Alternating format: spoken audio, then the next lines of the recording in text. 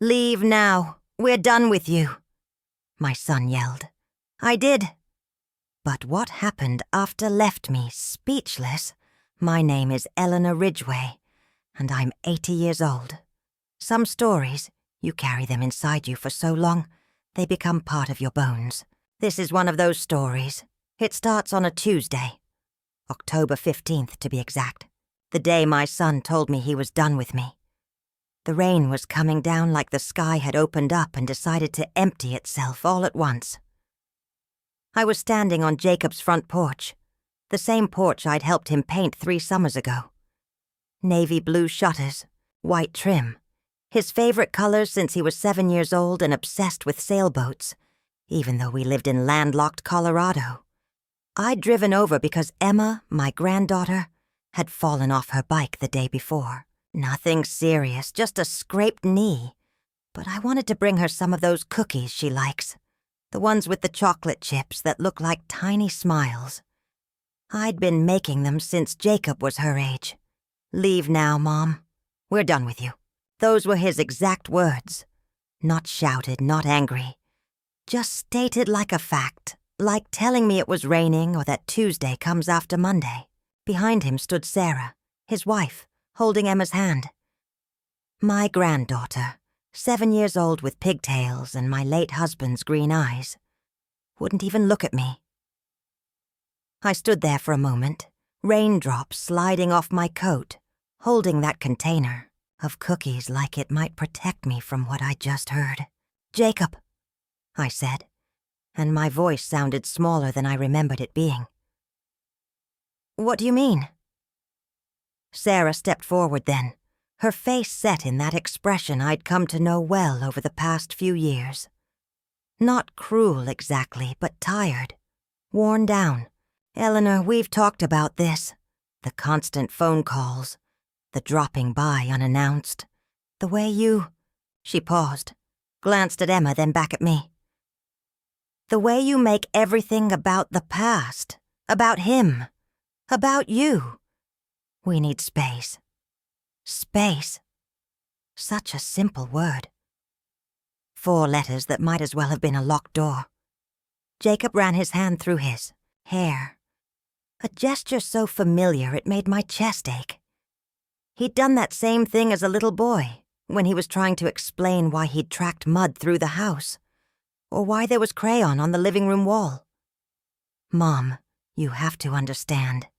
Emma needs to grow up without constantly being compared to me. She's not me. She's herself." I wanted to tell him that I knew that I'd never meant to make Emma feel like she was living in her father's shadow. I wanted to explain that when you've loved someone from their very first breath, every new person you love reminds you of that miracle. But the words stuck in my throat like they'd been glued there. "I brought cookies," I said instead, which was perhaps the most foolish thing I could have said at that moment. Emma looked up at her mother, then at her father, then finally at me. "Thank you, Grandma Eleanor," she said quietly, and the formality in her voice, Grandma Eleanor, not just Grandma, cut deeper than any harsh word could have. I set the container down on the porch table, next to a pumpkin that Sarah had probably picked out at some farm stand, the kind of perfect family outing I was no longer invited to. "I'll go then," I said. And I did. I walked to my car, put it in reverse, and drove away from the house where my son lived with his family, the house I was no longer welcome in. But I didn't drive home. Instead, I found myself pulling over 3 blocks away, in front of a gas station where the fluorescent lights buzzed and flickered. I sat there in my car, engine running, windshield wipers beating a steady rhythm, and tried to understand what had just happened. You know, when Jacob was born 35 years ago, I held him in that hospital room and made him promises, whispered them right into his tiny ear while Robert slept in the chair beside my bed. I promised Jacob that I would always love him, always protect him, always be there when he needed me. I promised him the moon and the stars, and every good thing I could think of. I was 28 then, young enough to believe that love was simple, that if you gave it freely and completely, it would always be enough. That being a good mother was just a matter of wanting it badly enough. Robert and I, we had such plans. We were going to give Jacob everything we'd never had. Piano lessons, and summer camps and college without debt. Robert worked at the manufacturing plant, pulling double shifts when they were available. I stayed home those first few years, watching Jacob take his first steps, hearing his first words, teaching him to tie his shoes and ride a bike and all. Those small miracles that make up a childhood. Jacob was 3 when everything changed. 3 years and 4 months, to be exact. It was a Thursday morning in March, one of those spring days that tricks you into thinking winter is finally over. Robert had kissed me goodbye at the kitchen table while Jacob ate his cereal. Tiny pieces of Cheerios scattered around his bowl like confetti. "Love you, Elle," Robert said. The same thing he'd said every morning for 8 years of marriage. He ruffled Jacob's hair. "Be good for Mama, buddy." Those were the last words he ever spoke to us. The call came at 2:17 in the afternoon. I remember the exact time because I was looking at the clock on the microwave, wondering if it was too early to start dinner. When the phone rang, Jacob was napping on the couch, his favorite blanket pulled up to his chin, that little snoring sound he made when his nose was stuffy. "Mrs. Ridgeway, this is Memorial Hospital. There's been an accident at the plant." The next hours passed like I was watching them happen to someone else.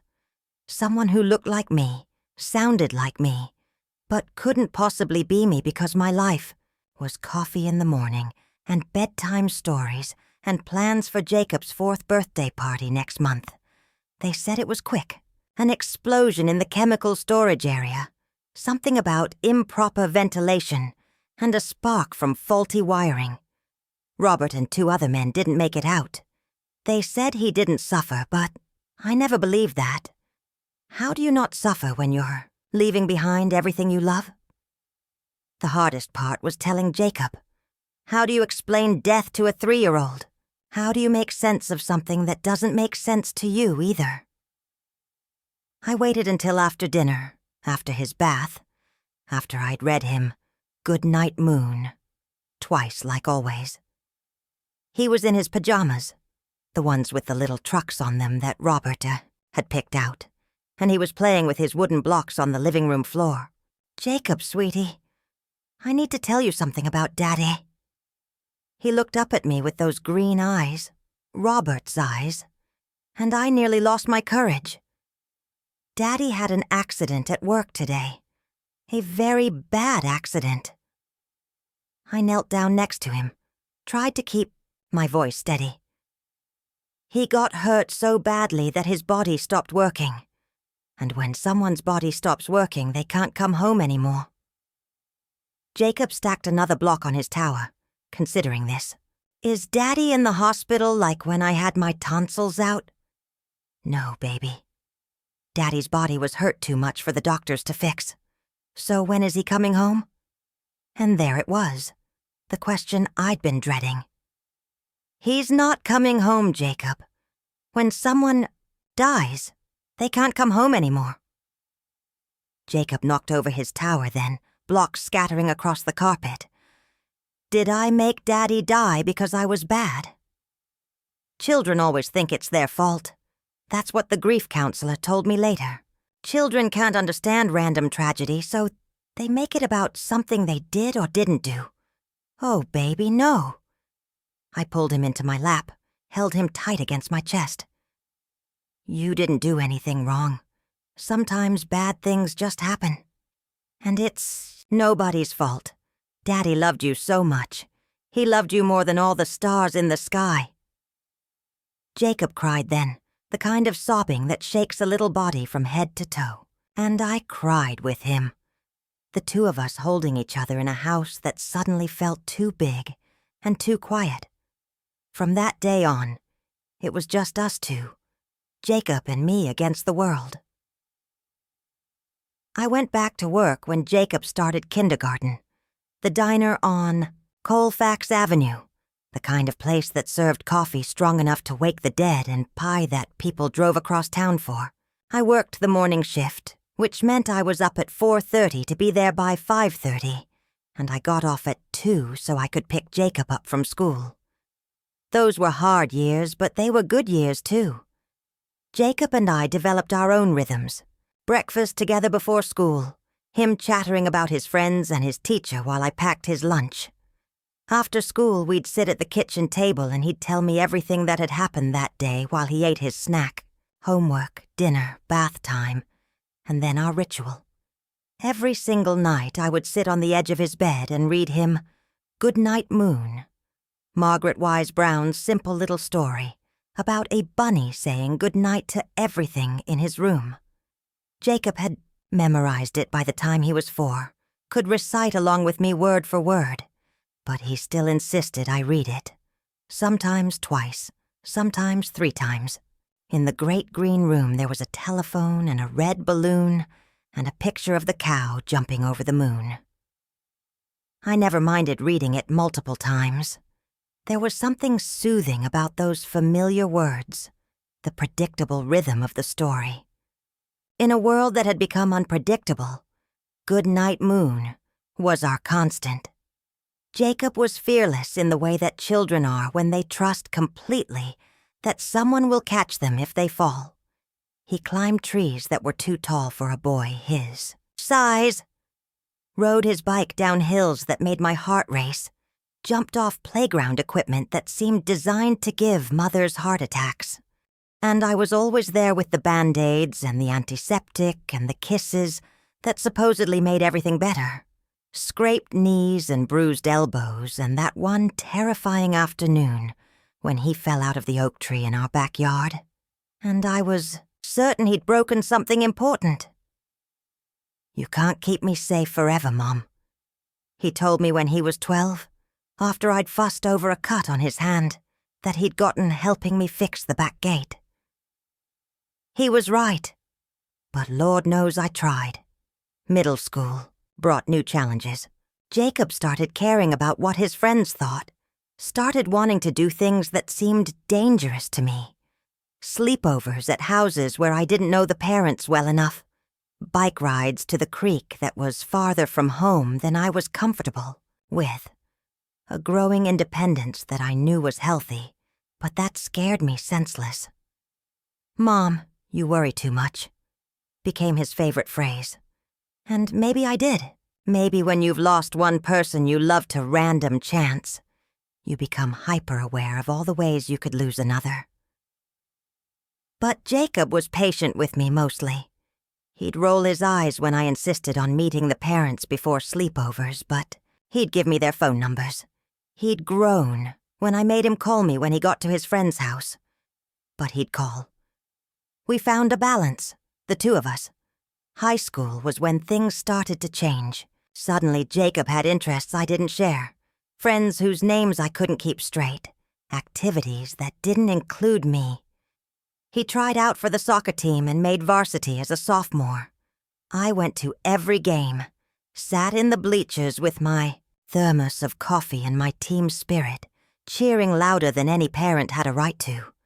After games, Jacob would jog over to where I waited by the fence, sweaty and exhausted, and glowing with the satisfaction of having played well. "Did you see that goal in the second half, Mom?" "I saw it, honey. You were wonderful. Those were good times." Jacob still needed me then, still wanted to share his victories and defeats. Still came to me when he had his first real heartbreak. When Jennifer Morrison broke up with him 2 weeks before homecoming. "I thought she really liked me," he said, sitting at our kitchen table with his head in his hands. "She probably did like you. Sometimes people like each other, and it still doesn't work out. That doesn't mean there's anything wrong with you." "Then, why does it hurt so much?" "Because you cared about her. And caring about people always comes with the risk of getting hurt. But the alternative is not caring about anyone, and that's not much of a life. He looked up at me then. My 17-year-old son, with his father's eyes and his own stubborn chin. Is that why you don't date, Mom? Because you don't want to risk getting hurt again? The question caught me off guard. The truth was, I'd had opportunities over the years. Nice men who'd asked me to coffee or dinner, who'd shown interest in the single mother working at the diner, but none of them had felt right. None of them had felt like Robert. I suppose that's part of it, I admitted. But mostly I had you to focus on. You were enough for me, Jacob. Maybe that was my first mistake, making my son my entire world. But when you lose your partner, your co-parent, the person who was supposed to help you navigate all the decisions and challenges of raising a child, you compensate. You become everything to your child because you have to. College applications came too soon. Jacob had good grades, played soccer well enough to earn some scholarship interest. He applied to schools across the country, but I secretly hoped he'd choose somewhere close. Colorado State, maybe, or the University of Denver. Instead, he chose a school in California. It's got a great engineering program, Mom, and they offered me a partial scholarship. I was proud of him. Terrified, but proud. My little boy was going to be an engineer, was going to build things and solve problems and make his mark on the world. Robert would have been so proud. The night before Jacob left for college, I sat on his bed like I had thousands of times before. His room was mostly packed, boxes stacked against the walls, posters taken down leaving rectangular patches of unfaded paint on the walls. Want me to read to you one more time? I asked, holding up the worn copy of Goodnight Moon. Jacob laughed, but it wasn't mean laughter. I'm 18, Mom. I know. But humor me. So I read him that familiar story one last time in his childhood bedroom. In the great green room, there was a telephone and a red balloon. My voice caught on the last line. Good night, nobody. Good night, mush. And good night to the old lady, whispering hush. Thanks, Mom, Jacob said quietly when I finished. For everything. I know it wasn't easy, raising me by yourself. It was the greatest privilege of my life, I told him. And I meant every word. College changed Jacob in ways I hadn't expected. He came home for Christmas that first year full of new ideas, new vocabulary, new ways of seeing the world that I didn't always understand. He talked about philosophy and social justice and environmental concerns with a passion I admired but couldn't quite follow. You seem different, I told him over dinner on Christmas Eve. I am different. I'm learning so much, Mom, about the world, about myself. Did you know that most of the problems we face as a society could be solved if people just thought more critically about systems of power? And he went on like that for 20 minutes, animated and brilliant and completely foreign to me. This wasn't my little boy who'd once thought the tooth fairy was his father sending presents from heaven. This was a young man with opinions about things I'd never had to think about. I was proud of him, but I was also a little lost.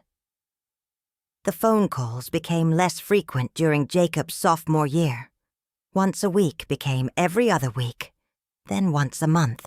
When I called him, he sounded distracted, like he was thinking about homework or friends or all the things that filled his life now. How are your classes going? I'd ask. Fine, Mom.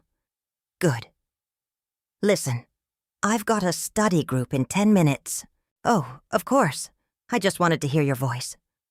I know. I'll call you next week, okay? But next week would stretch into 2 weeks, then 3. I started marking the calls on my calendar so I wouldn't lose track of how long it had been. Junior. Year brought Sarah. Jacob mentioned her casually at first. "There's this girl in my thermodynamics class," he said during one of our brief phone conversations. "She's really smart. Smarter than me, actually. By senior year, it was Sarah thinks, and Sarah says, and Sarah and I are planning. They were going to move to Denver after graduation. Had already found an apartment. Both had job prospects with engineering firms. I'd like to meet her," I said when Jacob called to tell me about their post-graduation plans. "Yeah, definitely. You'll love her, Mom. She's amazing." I met Sarah 3 days after Jacob's college graduation. They drove straight through from California, arrived at my house tired and road-weary, and clearly eager to get to their new apartment and start their new life. Sarah was beautiful in the way young women are beautiful, without trying. Long brown hair, bright smile, confident handshake. She called me Mrs. Ridgeway, which made me feel ancient, and she was polite in the way that suggested good upbringing but not particular warmth. "Jacob's told me so much about you," she said. Though I doubted. That was entirely true. All good things, I hope. "Of course. He adores you. We had dinner at my house that night." And I tried not to notice how Sarah gently corrected Jacob's table manners, suggested he use his napkin more frequently, reminded him not to talk with his mouth full. Little things that a girlfriend might do, things that felt like criticism of how I'd raised him. After dinner, Sarah volunteered to help with dishes, while Jacob made some phone calls about work. "He's wonderful," she said, rinsing plates in my sink. "You did such a good job with him." "Thank you. He's the best thing I ever did. He talks about his father sometimes. I'm sorry for your loss." "Thank you. Robert would have loved Jacob's accomplishments. Would have loved meeting you." Sarah smiled, but it didn't quite reach her eyes. "Jacob mentioned that you two are very close, that you've always been close." There was something in her tone, a careful neutrality that made me pay attention. "We are. It's been just the two of us for a long time." "Of course. That makes sense." She handed me a plate to dry.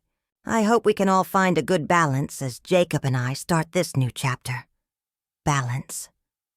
Another one of those words that sounds reasonable but carries weight. Jacob and Sarah got married 2 years later. A small ceremony in a park in Denver. Simple and beautiful and everything a young couple's wedding should be. I wore a blue dress and sat in the front row and cried happy tears when they exchanged vows. During the reception, Jacob found me sitting at a table, watching him and Sarah dance to a song I didn't recognize. "Thank you, Mom," he said, sitting down beside me. "For what? For everything. For raising me. For supporting us. For being here today. I know it hasn't always been easy, sharing me. I wanted to tell him that I wasn't sharing him. That love wasn't a finite resource that got divided when new people entered the picture. But young couples need to believe they're each other's everything, at least for a while. I'm happy for you, Jacob. You chose well. And I was happy for him. But I was also starting to understand that my role in his life was changing, whether I was ready for it or not. The first few years of their marriage, I was careful. I called before visiting, kept my visits short, tried to give them space to build their life together. When they bought their house, the house with the navy blue shutters, I offered to help with the down payment. They accepted, though Sarah seemed uncomfortable about it. "We'll pay you back," she insisted. "It's a gift, not a loan. I want to help. We don't want to be indebted to family," Sarah said, and Jacob nodded along. So they paid me back, every penny, with interest. as if I were a bank rather than Jacob's mother. When Emma was born, everything changed again. Suddenly, I wasn't just Jacob's mother, I was Emma's grandmother, and that brought its own complicated set of expectations and boundaries. Emma was beautiful, red hair like my mother had, green eyes like Robert, and Jacob's stubborn chin. When I first held her in the hospital, she gripped my finger with her tiny fist, and I fell in love all over again. "She's perfect," I whispered to Jacob. "Yeah, she is." He was exhausted, having stayed up all night during Sarah's labor, but his face was radiant with new father joy. I wanted to be helpful, wanted to be the kind of grandmother who made everything easier. I brought meals during those first few weeks, offered to babysit so Sarah could rest, shared stories about Jacob as a baby. "You were such a good baby," I told Jacob while we watched Emma sleep in her bassinet. "You never cried unless you really needed something. So easygoing." Sarah, nursing a cup of tea on the couch, looked up. "Every baby is different, Eleanor. Emma might be completely different from Jacob." "Of course. I just meant—" "I know what you meant. But I wasn't sure she did. I wasn't trying to make Emma into Jacob. I was just sharing the joy of watching a new person discover the world, the same joy I'd felt 30 years earlier. As Emma grew, the boundaries became more defined. I could visit on Sundays, but calling ahead was expected. I could bring gifts, but nothing too elaborate or too frequent. I could babysit occasionally, but Sarah preferred to use their regular sitter for anything important. "It's not that we don't trust you," Sarah explained when I offered to watch Emma during their anniversary dinner. "It's just that Emma has a routine, and Melissa knows exactly what to do." Melissa was 19 years old and had been babysitting for 6 months. I had been caring for children for over 30 years. But Melissa knew Emma's routine, and I didn't. I started to feel like I was always walking on eggshells, afraid to offer too much help, afraid to share too many memories, afraid to be too present in their lives. The natural impulses of love, to help, to share, to connect, felt unwelcome. When Emma turned 4, I brought her a present I'd spent weeks making. A quilt with different squares, each one representing something from our family history. A square with a sailboat for Jacob's childhood obsession. A square with musical notes for the lullabies I used to sing. A square with a tree for the oak, in our old backyard where Jacob used to climb. Emma loved it. She ran her small hands over each square, asking me to tell her the stories behind them. "This is the tree where Daddy used to climb," she asked, tracing the outline with her finger. "That's right. He fell out of it once and scraped his knee just like you did last week." "Eleanor," Sarah said quietly, "we talked about this. Emma needs to make her own memories without constantly being compared to Jacob's childhood." I wasn't comparing. I was just sharing a story. Everything is a story about Jacob with you. Everything relates back to him. I looked at Jacob hoping he might defend me, might explain that I was just trying to help Emma understand where she came from. But he was looking at Sarah with that expression married couples share when they've discussed something privately. "Mom," he said gently, "maybe Sarah has a point. Emma should get to be herself without always hearing about what I did at her age." I felt something crack inside my chest. Not break exactly, but crack. Like a window that's been hit by a stone but is still holding together. "Of course," I said. "I didn't mean to. I was just excited to share family history." "We appreciate that," Sarah said, though her tone suggested otherwise.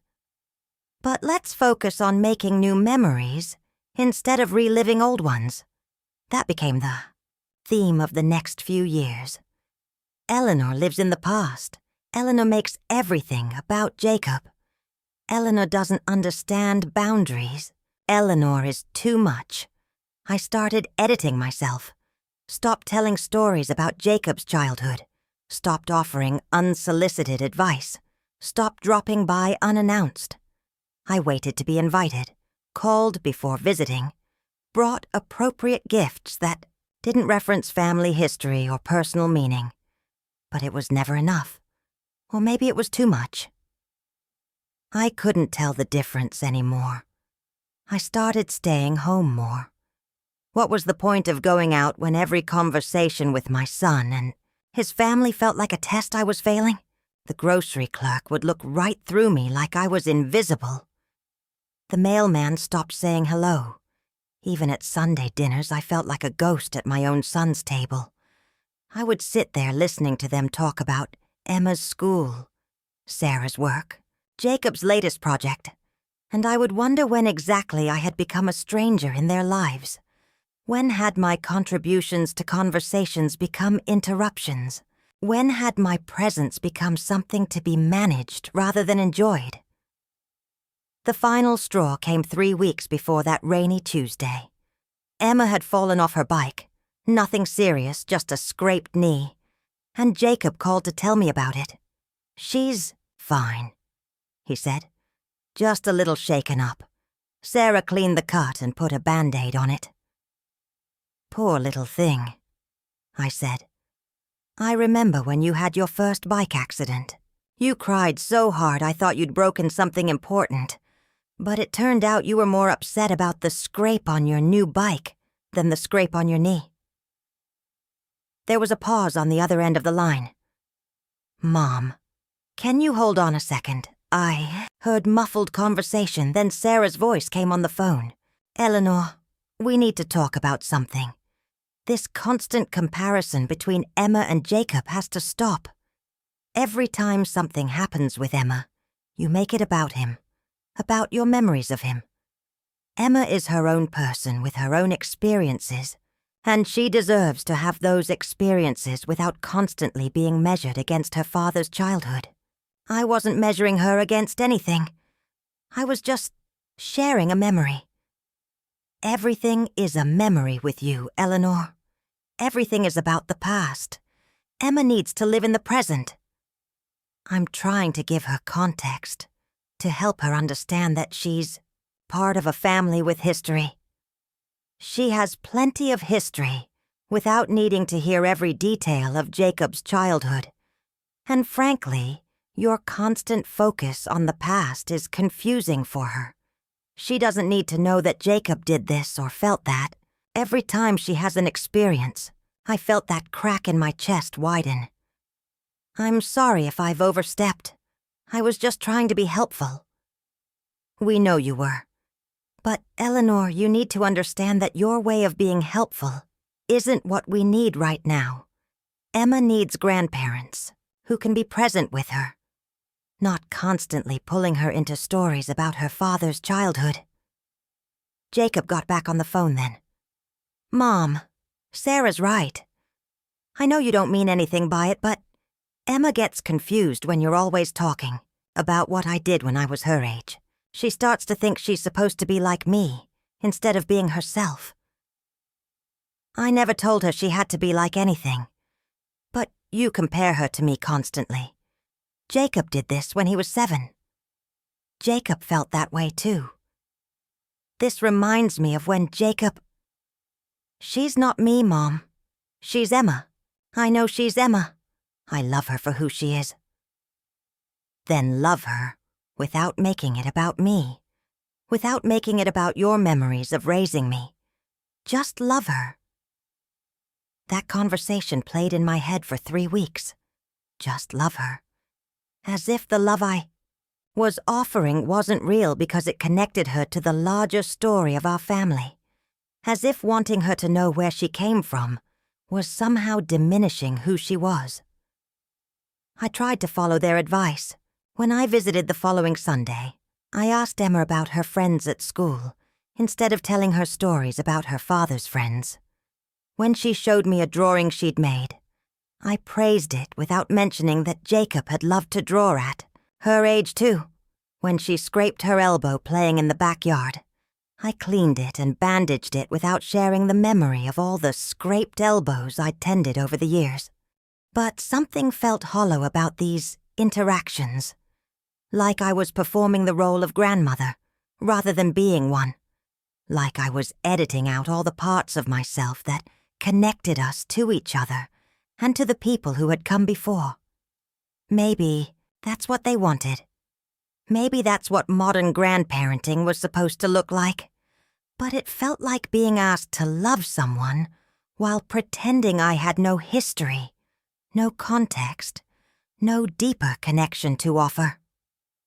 So when Jacob called about Emma's latest bike accident, I made the mistake of sharing that memory about his first bike crash, and Sarah got on the phone and told me we were done. We've tried to be patient, Eleanor. We've tried to help you understand what we need. But you can't seem to stop making everything about you and your memories. Emma needs space to be herself without constantly being compared to her father. We all need space. I'm not comparing her to anyone. I'm sharing family history. You're living in the past, Eleanor, and you're trying to drag the rest of us back there with you. Emma needs to make her own memories without you constantly telling her how her father did things differently or better or the same. I never said better or worse. I just said, you just can't help yourself, can you? Even now you're defending your right to make this conversation about your memories instead of listening to what we're telling you. That's when Jacob took the phone back. Mom, I think we need a break, some time apart, to figure out how to do this better. How long of a break? I don't know. A few weeks, maybe longer. Until we can figure out how to have a relationship that works for everyone. A few weeks turned into 3 weeks, turned into me standing on their front porch, in the rain, being told they were done with me. I walked to my car in the rain, put it in reverse, and drove away from the house where my son lived with his family. But I didn't drive home. I couldn't bear the thought of going back to my empty house, sitting in my quiet living room, pretending that my world hadn't just collapsed. Instead, I found myself pulling over at a gas station, sitting in my car with the engine running and the wipers beating against the windshield. I tried to understand what had just happened, tried to trace back through the years to figure out where I'd gone wrong. When you've spent 50 years being someone's mother, how do you just stop? How do you love someone without referencing the history you share? How do you connect with a grandchild without drawing on the wisdom you've gained from raising her parent? I thought about Robert, about what he would say if he could see me now. Probably something like, Eleanor Marie, you stubborn woman, call your son and work this out. But pride is a terrible thing. Once it gets its teeth in you, it's hard to shake loose. I drove around Denver for an hour, not going anywhere in particular, just moving because sitting still felt impossible. I passed the diner where I used to work, the elementary school where Jacob had learned to read, the park where I'd pushed him on swings until my arms ached. Everything in this city held memories of raising him.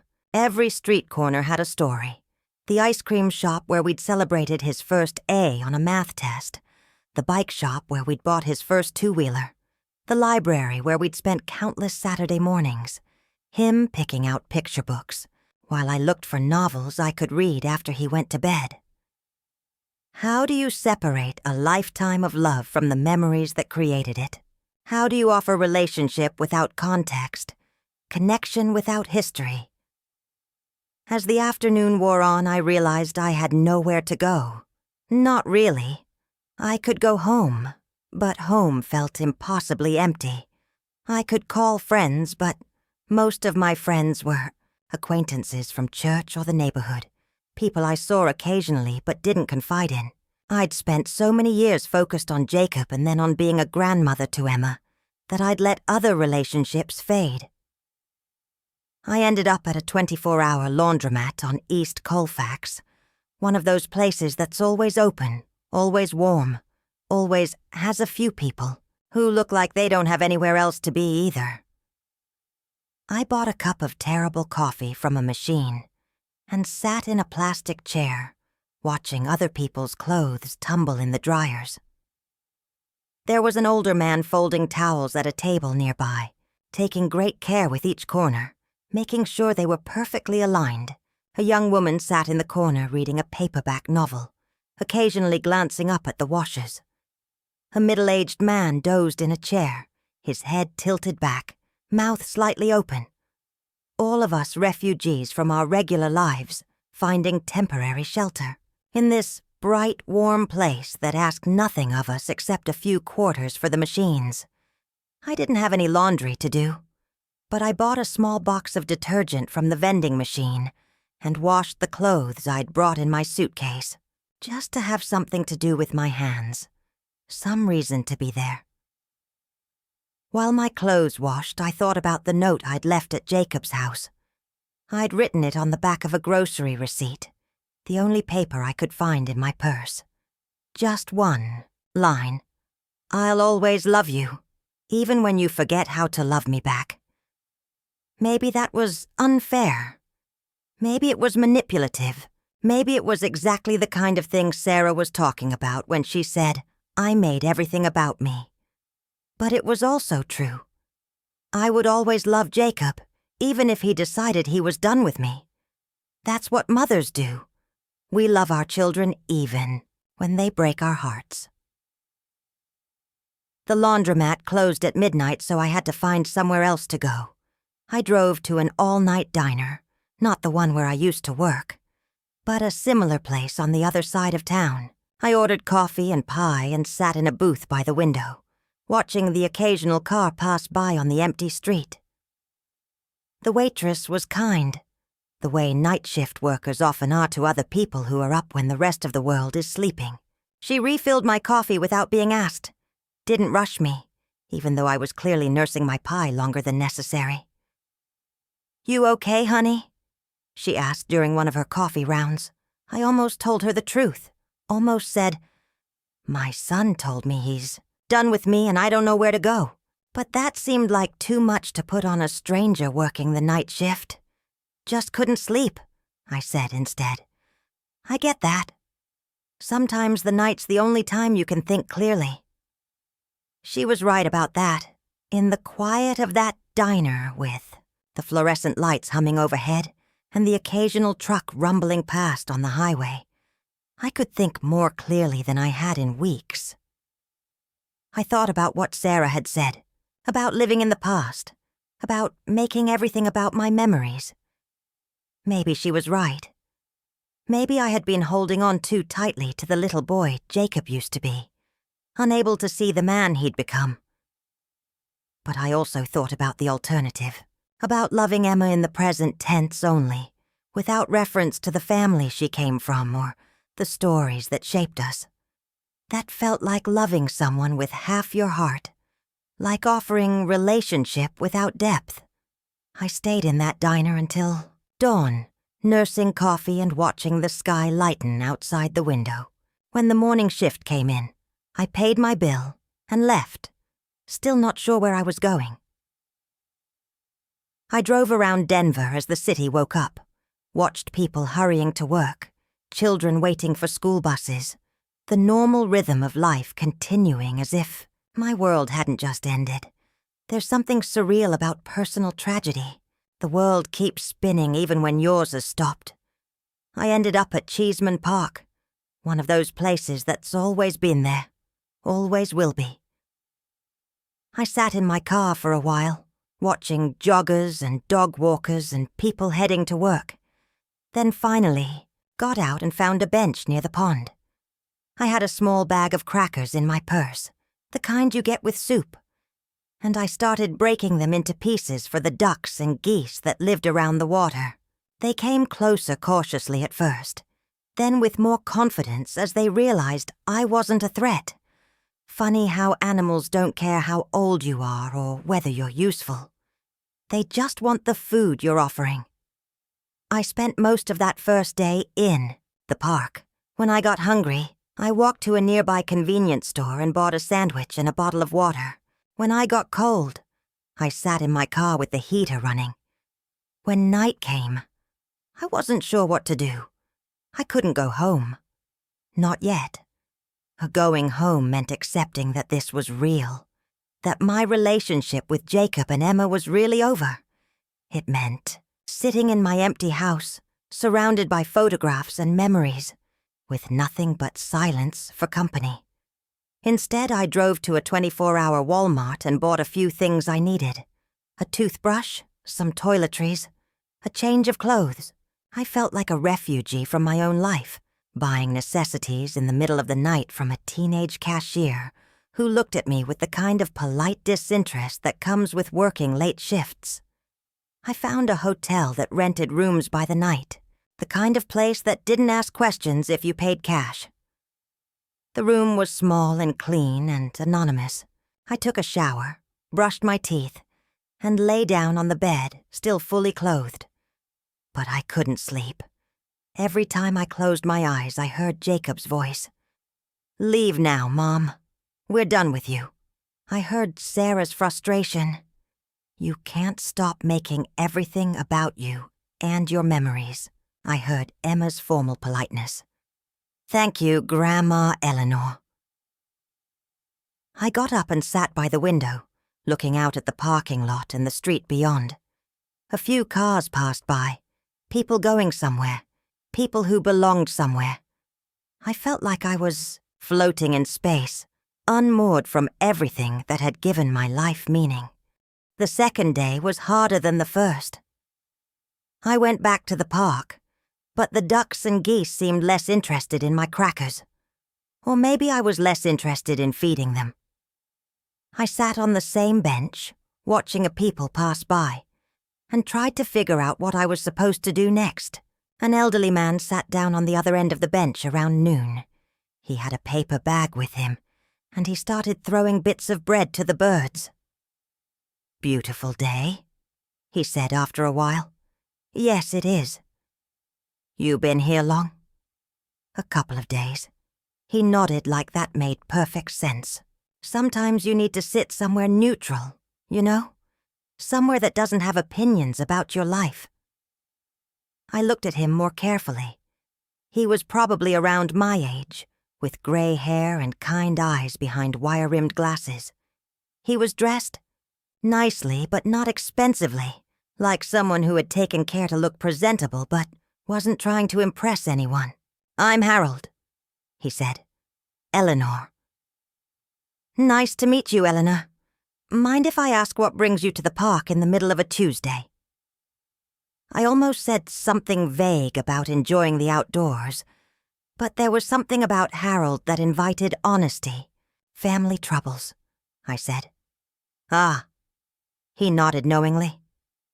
"The kind that make you question everything you thought you knew about love?" Something like that. "I've been coming to this park for 3 years now," Harold said. "Ever since my daughter moved to California. She calls once a month if I'm lucky. Usually to tell me about her new life and how happy she is without all the complications of her old life." He threw another piece of bread to a particularly aggressive duck. "The thing is, I think she's just as lonely as I am, but neither of us knows how to fix it. We're both waiting for the other one to make the first move, and meanwhile, we're losing years we can't get back." I felt tears prick at my eyes. "Do you think we're supposed to keep trying, even when they've made it clear they don't want us anymore?" Harold considered this. "I think," he said slowly, "that love isn't supposed to be easy to give up on. But I also think that sometimes love means knowing when to step back and let people find their own way." "How do you tell the difference?" "I don't know. I'm still trying to figure that out myself." We sat in comfortable silence for a while. Two strangers sharing the weight of being unwanted by the people we loved most. Eleanor, Harold said eventually, can I ask you something? Of course. When you think about your family troubles, what do you miss most? The relationship you had or the person you were in that relationship? The question caught me off guard. I'm not sure I understand. I've been thinking about this a lot lately. About whether I miss my daughter or whether I miss being someone's father. Whether I miss the relationship we had. Or whether I miss feeling useful and needed and important to someone. I thought about that as I watched the ducks paddle around the pond. What did I miss most? Jacob's presence in my life or the role I'd played in his? Emma's hugs? Or the feeling of being someone's grandmother? Both, I said finally. I miss both. Yeah, Harold said. Me too. That evening I went to a small church I'd passed several times during my wanderings. Not my regular church. I wasn't ready to face the questions and sympathy of people who knew me. This was a different denomination. A place where I could slip in anonymously and sit in the back. The service was simple and quiet. Mostly older people, a few families with young children. The pastor talked about forgiveness, about letting go of the need to be right in favor of the need to be loving. Sometimes, he said, the most loving thing we can do is give someone space to miss us. I sat in that pew and cried quietly. The kind of tears that come when someone puts words to a feeling you've been carrying, but couldn't name. After the service, I walked around the neighborhood, looking at houses with lighted windows and families inside. I passed a house where a mother was helping a small child with homework at the kitchen table. Another where a father was teaching his son to throw a football in the backyard. Ordinary moments of family life that I'd once taken for granted. I found myself thinking about Robert, about what our life would have been like if he'd lived. Would we have been the kind of grandparents who were present but not intrusive? Would we have found the balance between sharing our love and giving our children space? I'd spent so many years being a single parent that I'd never learned how to share the role of loving Jacob. When Sarah came into his life, I didn't know how to step back gracefully. I'd been the center of his world for so long that I couldn't imagine being anything else. But maybe that was the problem. Maybe I'd been so focused on being needed that I'd forgotten how to just be loved. The third day, I went back to the park with a real plan. I was going to sit on that bench until I figured out what came next. I was going to watch people and think about my life and try to understand where I'd gone wrong. Harold was there again. Same bench, same bag of breadcrumbs. He nodded when he saw me, as if he'd been expecting me. How are you doing today, Eleanor? Better, I think. Or at least, clearer. That's good. Clarity is underrated. I sat down next to him and pulled out my own bag of crackers. Harold, can I tell you something? Of course. I think I forgot how to be a person outside of being someone's mother. For 35 years, that's been my identity. Jacob's mother, then Emma's grandmother. But I don't know who Eleanor is when she's not taking care of someone. Harold nodded slowly. That's the hardest part of aging, isn't it? Figuring out who you are when all your roles have changed. Did you ever figure it out? Still working on it, but I'll tell you what I've learned so far. The person you are isn't the same as the roles you play. You're not just Jacob's mother. You're Eleanor, who happens to be Jacob's mother. That's part of you, but it's not all of you. How do you find the rest? I think you start by remembering what you loved before you became someone's everything. What brought you joy when you were just yourself? I tried to think back to who I'd been before Jacob was born, before Robert died, when I was just Eleanor. It had been so long that those memories felt like they belonged to someone else. I used to love reading, I said finally. I'd go to the library every week and check out novels. I'd stay up too late reading in bed, even when I had to work early the next morning. When's the last time you read a book just for pleasure? I couldn't remember. I don't know. Years, maybe. What else? I used to write letters. Real letters with a pen and paper. I had friends from high school and college that I stayed in touch with for years. We'd write long letters about everything and nothing. Do you still have those friends? Some of them. We exchange Christmas cards, but that's about it. What else brought you joy? I thought harder. I used to love cooking. Not just making meals, but really cooking. Trying new recipes, experimenting with flavors. I'd spend Sunday afternoons in the kitchen, making things I'd never made before. And now?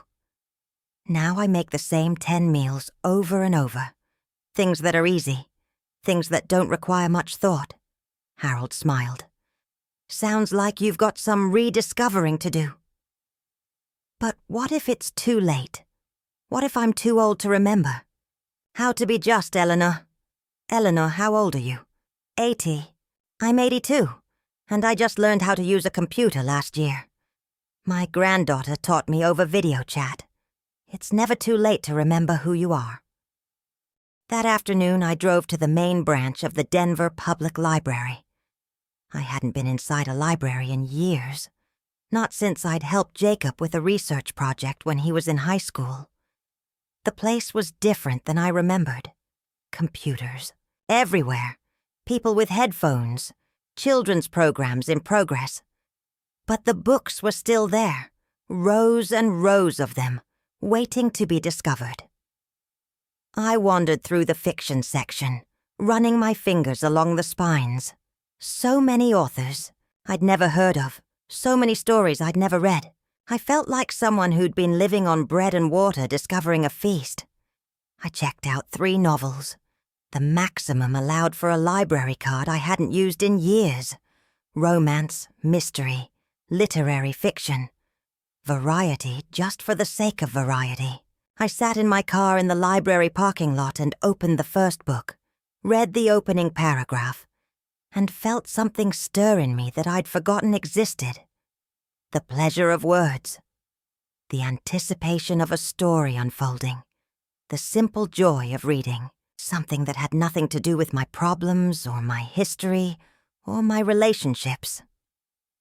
I went back to my hotel room that night and read until my eyes were tired. Not because I had to, not because someone needed me to, but because I wanted to. Because Eleanor, apart from being anyone's mother or grandmother, enjoyed getting lost in other people's stories. The 4th day, I woke up with a sense of purpose I hadn't felt in months. I was going to spend the day doing things that Eleanor liked, without reference to anyone else's needs or expectations. I went to a bookstore and bought a journal and a good pen. I found a coffee shop with comfortable chairs and good light, and I sat there writing for 2 hours. Not about Jacob or Emma or my family troubles, but about the books I'd read, the people I'd watched in the park, the thoughts that had been accumulating in my head. I'd forgotten how much I enjoyed writing, how putting words on paper helped me understand what I was thinking and feeling. I'd been so focused on talking to other people that I'd stopped talking to myself. After the coffee shop, I went to a grocery store and bought ingredients for a recipe I'd been wanting to try for years but had never made, because Jacob didn't like salmon, and Sarah was vegetarian, and Emma was picky about vegetables. I was going to make it for myself, just because I wanted to. I cooked in my hotel room's tiny kitchenette, which was barely adequate but serviceable. The dish didn't turn out perfectly, but it was mine. I'd made it because I wanted to eat it, not because anyone else needed me to cook for them. That evening, I called an old friend from college, Margaret, who I'd exchanged Christmas cards with. for years but hadn't actually talked to in at least 5 years. She was surprised to hear from me, but pleased. "Eleanor, what a lovely surprise. How are you?" "I'm figuring that out," I said honestly. "How are you?" We talked for an hour. About her grandchildren, about the book club she belonged to, about the travel she'd been doing since her husband retired, about things that had nothing to do with my current crisis, which was exactly what I needed. "You sound different," Margaret said near the end of our conversation. "Sadder, but also, I don't know, more like yourself." I'm trying to remember who that is. The Eleanor I remember was curious about everything, always asking questions, always interested in people's stories. You were a good listener, but you also had opinions and ideas of your own. I'm not sure I'm that person anymore. People don't really change, Eleanor. They just get covered up by circumstances and responsibilities. But the core of who you are is still there. After we hung up, I sat on the hotel room bed and thought about what Margaret had said. About being curious.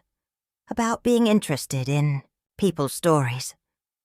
When had I stopped asking questions that weren't related to my family? When had I stopped being interested in the world beyond my own small circle? The 5th day, I went back to the park to think. Harold was there as I'd hoped he would be. "You look different today," he said. "I feel different, like I'm remembering something I'd forgotten." "What's that?" "That I'm a person in my own right.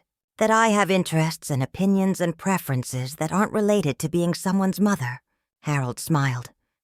"That's a good thing to remember." "Harold, can I ask you something personal?" "Of course. Do you think your daughter would be more interested in a relationship with you if you weren't so focused on being her father? If you were just Harold, who happened to be related to her?"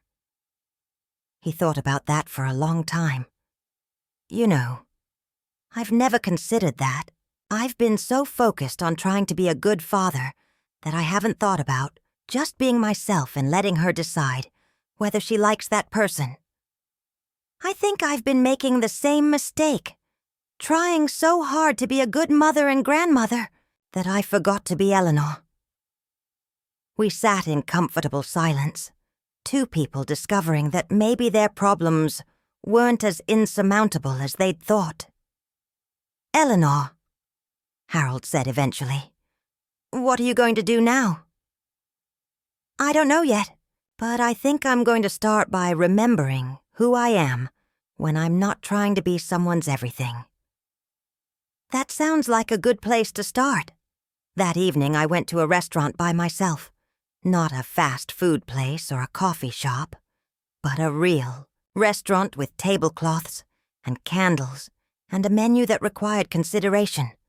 I ordered wine with dinner, something I never did when I was with Jacob and Sarah, because Sarah didn't drink, and Jacob thought wine was pretentious. I sat at a table for one and watched other diners, couples and families, and groups of friends. I eavesdropped shamelessly on conversations, fascinated by the complexity of other people's lives. A couple planning a vacation to Italy, a group of women celebrating a birthday, two men discussing a business deal. All these people living their lives, pursuing their interests, having relationships that were complicated and messy and beautiful. I'd forgotten that the world was full of stories that had nothing to do with me. I ordered dessert, something I rarely did anymore, because of my diabetes and my age and all the small ways I'd started limiting my pleasures. But tonight I wanted chocolate cake, and I was 80 years old, and entitled to chocolate cake if I wanted it. The cake was rich and decadent and completely unnecessary, and I enjoyed every bite. The 6th day, I made a decision. I was going to go home. Not because I'd solved my problems with Jacob and Emma, but because I'd remembered something important. I had a life that existed whether or not they were part of it. I packed my few belongings and checked out of the hotel. But before I drove home, I went to the park one last time to say goodbye to Harold. He was there, as he'd been every day, feeding the ducks and watching the world go by. "I'm going home today," I told him. "That's good. You sound ready?" "I am.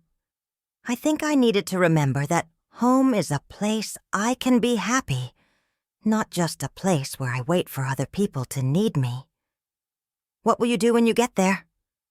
"Read, write, cook things I want to eat, call old friends, maybe join a book club or take a class. Remember how to be curious about the world." Harold smiled. "And your family?" "I'm going to love them differently. Not less, but differently. I'm going to love them without needing them to love me back in a specific way. And I'm going to give them space to miss me, if they want to." That sounds very wise. I don't know about wise, but it feels right. I hugged Harold goodbye, this stranger who had become a friend when I needed one most. Thank you for sitting with me these past few days. Thank you for reminding me that I'm not the only one figuring this out. I drove home slowly, taking my time, looking at the city I'd lived in for most of my life, as if I were seeing it for the first time. It was still the same place. But I was different now. I was Eleanor, who happened to be Jacob's mother, not Jacob's mother, who happened to be Eleanor. My house felt different too when I walked in. Quieter, but not empty. Full of possibility instead of regret.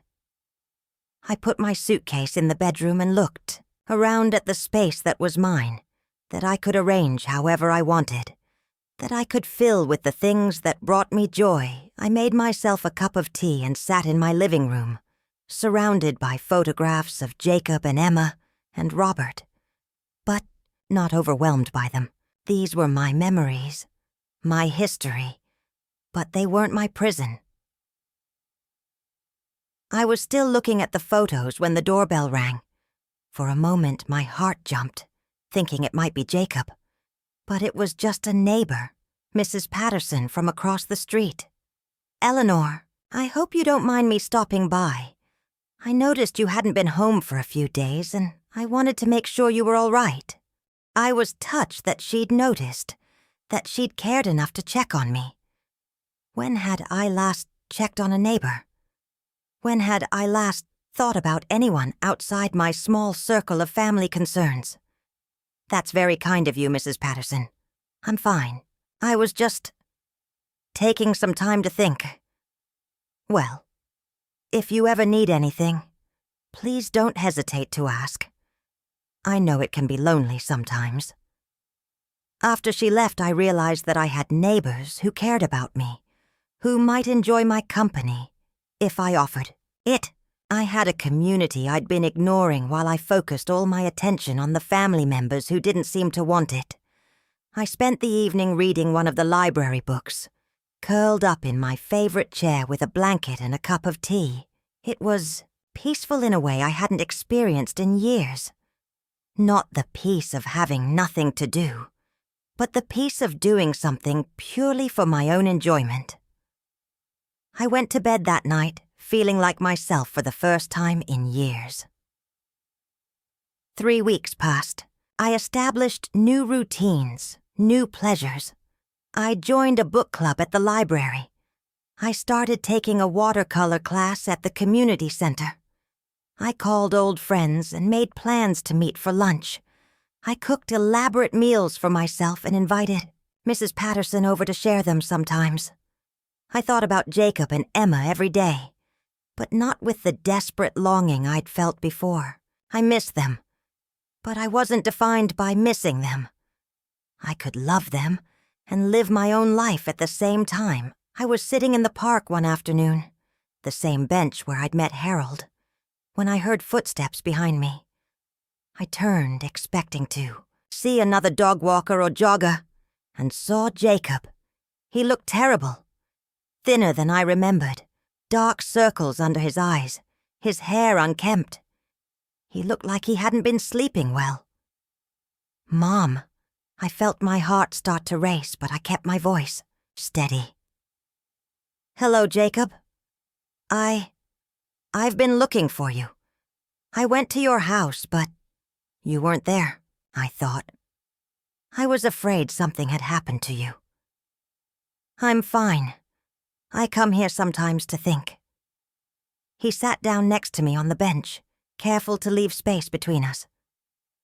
"Mom, I need to tell you something." "All right." Jacob was quiet for a long moment, staring out at the pond.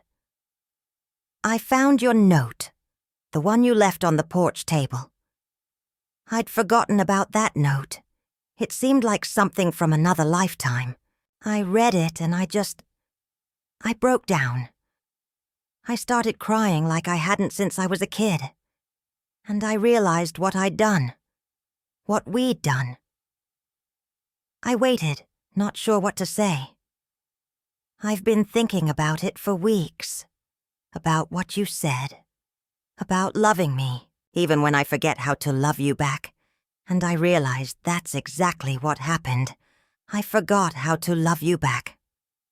Jacob's voice was shaking now. "I got so caught up in being a husband and a father, and building this perfect life, that I forgot you were the reason I knew how to love at all. I forgot that you were the one who taught me what love looked like." I felt tears starting in my eyes, but I didn't speak. Sarah and we talked about it. A lot. About how we'd been treating you. About what we'd been asking of you. And we realized we were asking you to love Emma without any of the history that made your love meaningful. We were asking you to forget 35 years of being my mother, because it was inconvenient for us. Jacob, no, let me finish. We were wrong. You weren't comparing Emma to me. You were sharing your love with her. And part of that love included the stories and memories that shaped you. We were asking you to edit out the parts of yourself that connected us all together. He turned to look at me then, and I could see the little boy he'd been in his eyes. "Mom, I was wrong. We were wrong. And I'm so sorry." I reached out and touched his face, the same gesture I'd made when he was small and needed comfort. "You don't have to apologize for growing up, Jacob, for building your own life. But I do have to apologize for forgetting where I came from, for forgetting that you're not just my mother, you're Eleanor, and Eleanor deserves to be loved for who she is, not managed like a problem to be solved." We sat in silence for a moment, both of us crying. "I don't know how to fix this," Jacob said finally. "I don't know how to undo the hurt we caused. You don't have to fix it all at once," I said. "You just have to remember that I'm a person who loves you, not just a role you've outgrown. Will you come home with me? Will you let us try again?" I thought about that, about going back to the same patterns, the same careful balance of trying to be helpful without being intrusive, trying to love without being too much. "I'll come visit," I said. "But I'm not the same person I was 3 weeks ago. I've remembered some things about myself that I'd forgotten. I have my own life now, my own interests. I won't be available to be managed or contained anymore." Jacob smiled through his tears. "I wouldn't want you to be. I want you to be Eleanor, who happens to be my mother. I want Emma to know her grandmother, not some edited version of you that we've decided is appropriate. And Sarah? Sarah wants to talk to you. She wants to apologize too. She realizes that we were asking you to love us without giving you any room to be yourself." I stood up from the bench and Jacob stood with me. "All right. Let's go talk to Sarah." The drive to Jacob's house was quiet but not uncomfortable. We were both processing, both trying to figure out how to rebuild something that had been broken. When we pulled into the driveway, I saw Sarah waiting on the porch, the same porch where I'd been told to leave 3 weeks ago. But everything felt different now. Sarah came down the steps as we got out of the car. She looked as tired as Jacob did, as if she'd been carrying the weight of this mistake for weeks. "Eleanor," she said, and her voice was different than I remembered, less formal, more vulnerable. "I'm so glad you're here." "Hello, Sarah. I need to apologize to you. I need to explain something I should have said weeks ago." She looked at Jacob, then back at me. "I was jealous. I was jealous of your relationship with Jacob. Jealous of the history you shared. Jealous of the way Emma looked at you when you told her stories about her father. I felt like I was competing with you for my own family. And instead of examining why I felt that way, I made you the problem." I was surprised by her honesty. "Sarah—" "No, please let me finish. I realize now that I was threatened by your love because I was insecure about my own place in this family. But that was my issue, to work through, not yours to solve, by becoming less than who you are." She took a deep breath. "You weren't making everything about yourself when you shared memories with Emma. You were sharing yourself with her. And that's what grandparents are supposed to do. That's what family is supposed to do." Emma appeared in the doorway then, shy but curious. "Grandma Eleanor." I knelt down to her level, this little girl who looked so much like her father at that age. "Hello, Emma. I missed you," she said simply. "I missed you too, sweetheart. Will you tell me a story? About when Daddy was little?" I looked at Sarah, who nodded with tears in her eyes. "I'd love to tell you a story." We went inside, and I sat with Emma on the couch while Jacob and Sarah made coffee. I told her about the time her father fell out of the oak tree in our backyard, about how he cried not because he was hurt, but because he was embarrassed to have been rescued by his mother. "Did it hurt when he fell?" Emma asked. "A little bit, but he was tougher than he thought he was, just like you are." Emma smiled and leaned against my side. "I like stories about Daddy when he was little." "I have lots of stories about Daddy when he was little. And I have stories about your Grandpa Robert, too, who you never got to meet, but who would have loved you so much. Will you tell me those stories, too? If you want to hear them?" Over the next hour, we talked about how to move forward, how to rebuild our relationships in a way that honored everyone's needs, including mine. We talked about boundaries and expectations and the difference between loving someone and managing them. "I want you to be part of our lives," Jacob said. "But I also want you to have your own life. I want Emma to know her grandmother, but I also want her to know Eleanor, the woman who reads books and takes painting classes and has opinions about things that have nothing to do with us." "I'd like that too," Sarah leaned forward. "Eleanor, I'd like to get to know you better, not just as Jacob's mother, but as yourself. Would you be interested in having lunch sometime? Just the two of us?" I was touched by the gesture. "I'd like that very much." As the afternoon wore on, I felt something settling into place. Not the old patterns, but something new, something healthier. When it was time to leave, Emma hugged me tightly. "Will you come back soon, Grandma Eleanor?" "I'll come back, but I also want you to come visit me sometimes. I have a garden that needs tending and I could use a helper." "I'd like that." Jacob walked me to my car. "Mom, I need you to know something. These past 3 weeks, not knowing where you were or if you were okay. It was hell. I realized how much I need you in my life, not as someone to manage or contain, but as my mother, as Eleanor. I need you in my life too, Jacob. But I also need to have a life that doesn't depend on being needed by you." I understand that now, and I'm proud of you for figuring it out. We hugged goodbye, and it felt different than our hugs had felt in years. Less desperate, more genuine. The hug of two people who chose to love each other, not just two people who were obligated to. I drove home feeling lighter than I had in months, not because all our problems were solved, but because we'd found a way to love each other that didn't require anyone to become smaller.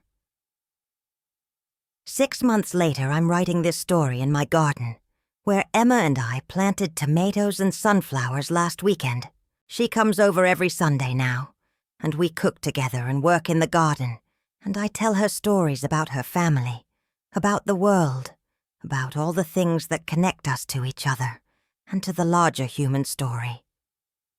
Sarah and I have lunch once, a month, and we've discovered that we have more in common than either of us expected. We both love mysteries. We both worry about the environment. We both think Jacob works too hard. Jacob visits regularly, but not out of obligation.